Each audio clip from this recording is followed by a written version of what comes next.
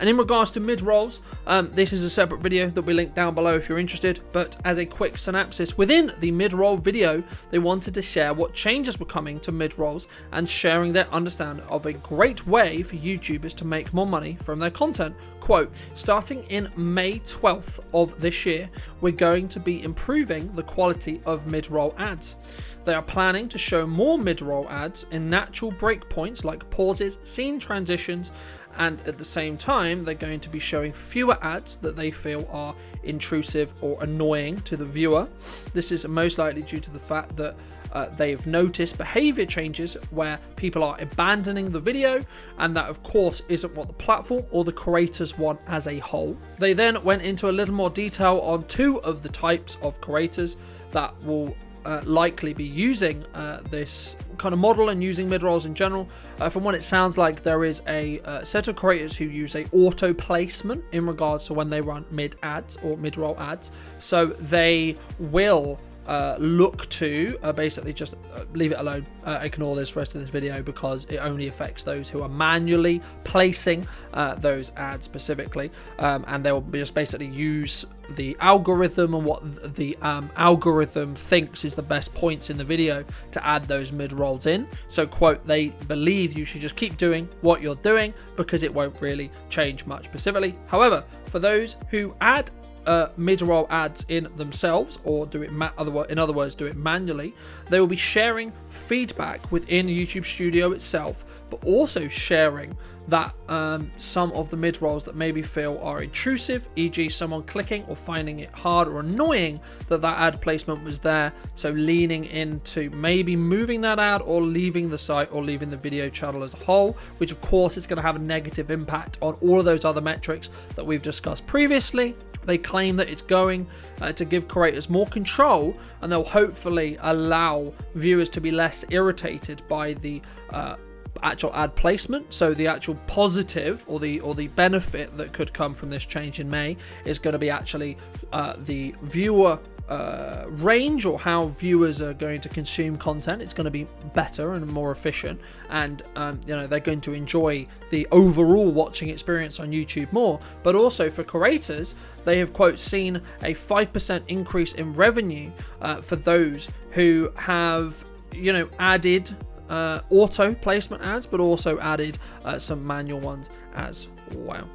because it allows the YouTube system to find what it believes is the best breakpoints in your video to apply or put in the ads, then move on to be talking about what you should do if you don't have mid-rolls at the moment. They're not planning to change anything, so they're not just going to remove any controls or put in a position where you're going to be forced to put in mid-rolls if you don't want to necessarily. They then were asked if they're quote taking controls away from creators. They claimed no, of course not. We are purely just giving you more features to help you optimize and give you more options when it comes to your ad placements, and giving you more data to understand how your ads are performing and how you can, I guess, in some ways squeeze more or look to maybe generate more revenue if you're a creator, but also, as I said, develop a better watching experience when it comes to the overarching YouTube ecosystem. And as YouTube is trying to push less ads, etc., those creators who feel it's necessary to put ads every few minutes within their videos,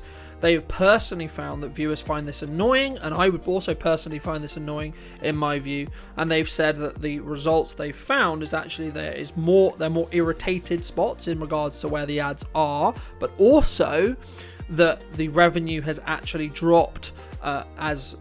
a whole, right? So it's quote likely that you will see a drop in revenue as YouTube is planning to serve less ads as a whole. So it's that constant balance between how does a site, a service, create revenue for its creators and itself to survive, but also how does it not irritate its viewers or irritate people who are there to consume content that they enjoy, right? And I think again it comes back to, and we talked about this a lot when I spoke to clients about like how addy and how product salesy, and when I do social media marketing and when I do marketing for clients, a lot of the time we're thinking about how do you indirectly sell or indirectly showcase how amazing you are, without necessarily, or what percentage of posts or what percentage of content are we going to have very product led or very service led. And I think for me, it's about having that balance, because there's a lot of conversation about celebrities when they're constantly in ads and they're constantly there, that they're diluting their brand. And it's this constant handshake between short-term generation of cash flow, because every business has to create cash flow to be able to survive, but how much and how many and what opportunities you do take could be done sparingly if you don't need the cash flow necessarily there and then you can build for the long term and building a more sustainable and more trusted brand that couldn't be, or is less likely to be, labeled a quote sellout in that respect as. But that is just personally what I think. Do you find ads on Facebook especially, but also ads on YouTube in this case, annoying, especially mid-roll ones? Would you personally click away and abandon a video if it had too many ads in it? I would love to hear what you think in the comment section down below.